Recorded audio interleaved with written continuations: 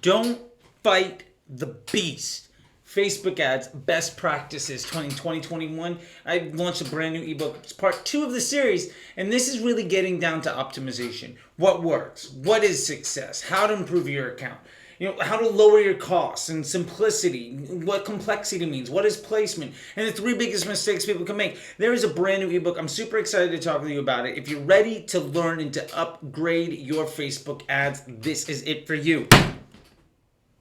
First off, I want to say thank you for paying attention and really being here. And don't be shy. You can go ahead and subscribe down here. And if you have any questions about any of the stuff that I'm talking about, do not be afraid to comment or to DM me. You can follow. I'm on Instagram and TikTok and YouTube and Clubhouse. Of course, I got the Twitter account, and there's always that Facebook group with over 12,000 students around the world. And you can join Facebook Disruptor School if that's not enough by going to facebookdisruptor.com, hitting that Patreon button up in this corner, and you can join in for everything that you need to get done, whether you want ebooks, whether you want articles, whether you want over 100 hours of video, or you just want to join the Disruptor Dispatch. For $1 for your first month, you can start getting stuff from me in your inbox on a regular basis, several times a week. And not only just from me, but from some trusted experts from around the world in a whole bunch of different disciplines. But let's get to today. It's about the brand new ebook, Don't Fight the Beast, Part 2, Optimization. Now, what we cover in this book is really getting down to the nitty-gritty on what works, what doesn't. Why are things successful, and what do we really need to rely upon? So we're going to cover these in a few different sections here, but today I really just want to get you to understand what it's about and how to really take advantage of it. So in what works, we're really getting down into the nitty-gritty of the best practices. And honestly, they're more important now and more valuable than they've ever been. And we really covered 2 big sections, right? What are you doing right now that can make things better long-term? And what are things that you should not be doing right now because they're not setting you up for success. They're getting in the way. What are the liabilities to your success, and what are your assets for long-term growth? And success very often does not mean how do we spend more money. Spending more money is great, but it's how do we get more stable? How do we get more projectable? How do we get Facebook to be something we can rely upon and have higher confidence? How do we do more and become more efficient? Because ultimately we want to scale the results. Scaling results is what this is all about. And in the best world, what you want to have is stable, projectable, scalable results that does not necessarily come with having to spend more money. I've actually made companies a lot more money by reducing spend. There's a great video on the YouTube, you can check it out, around how I actually made a company an extra $12 million a year by cutting back on Facebook spend. Sometimes that's the best thing for you to do, and knowing when and where those moves should be made is a very important skill that we need to look at. So we're going to get into those things. Now, not only that, but one of the biggest things that we need to understand is what is success? Success is not, can you spend more money? Sometimes we're talking about optimization. Sometimes we're talking about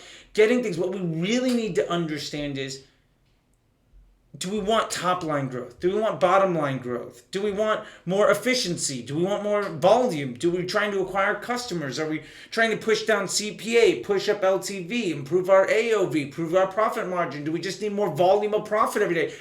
What we're really trying to do here is understand how can we grow our account with actual business results, and really understanding what are we relying on Facebook to bring into the business and how do we make that better. And that really helps us understand how to help improve our ad account. And, I really dive into this in 2 big pieces. The first piece is there is legitimately a fundamental misunderstanding of how you improve an ad account.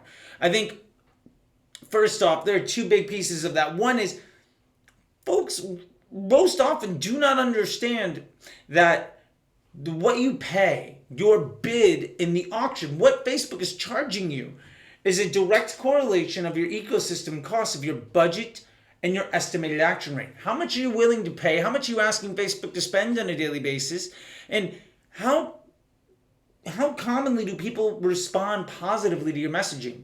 How likely is it that people are going to feel good about what you have to say?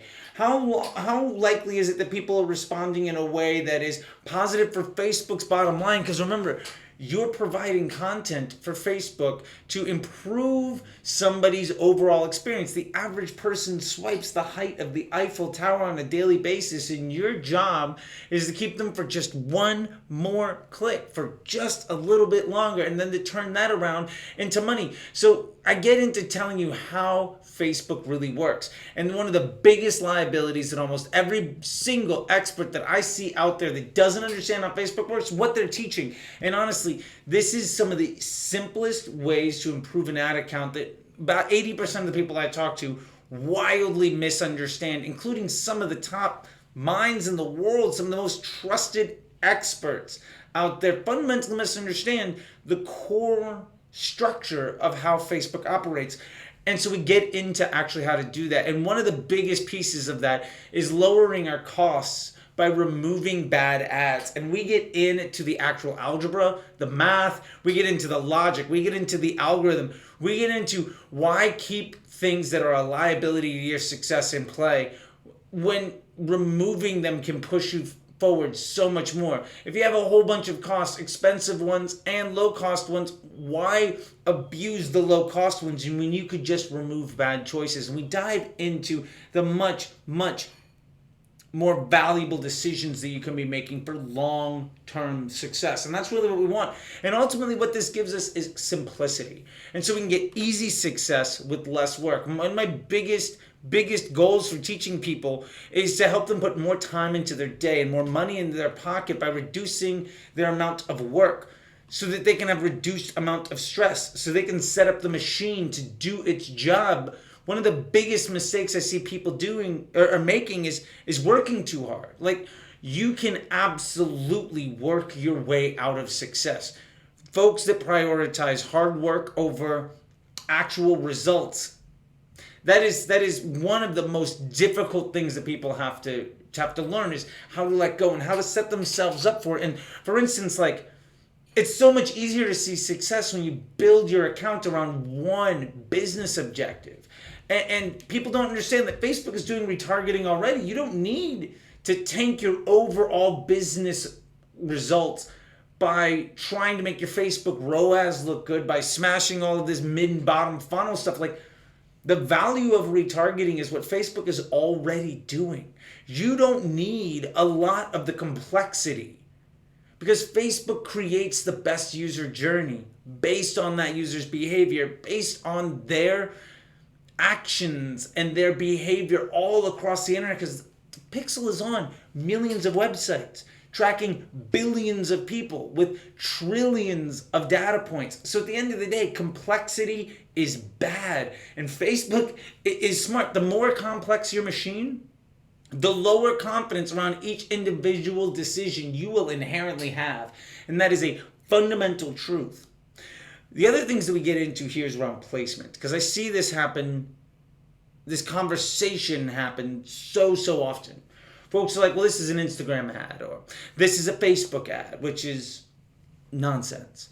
They also talk about, like, well, why is that nonsense? And first we get into how you can see the breakdown of your ads by placement, whether it's Facebook, Instagram, mobile, news feed, or stories, or reels, or all these other places. How you can go away from trying to ultimately hyper control each one of these little segments, which is a lot of work.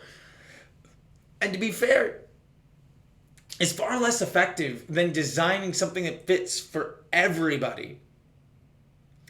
How to get away from that and really start to dive into maximizing the budget and the estimated action rate so that we can get the lowest cost conversions on a consistent basis, so it's a repeatable result that's projectable and scalable. And remember, scaling doesn't necessarily mean that we need to spend more money. If you cut your costs in half, you double your overall output without having to spend an extra penny at all.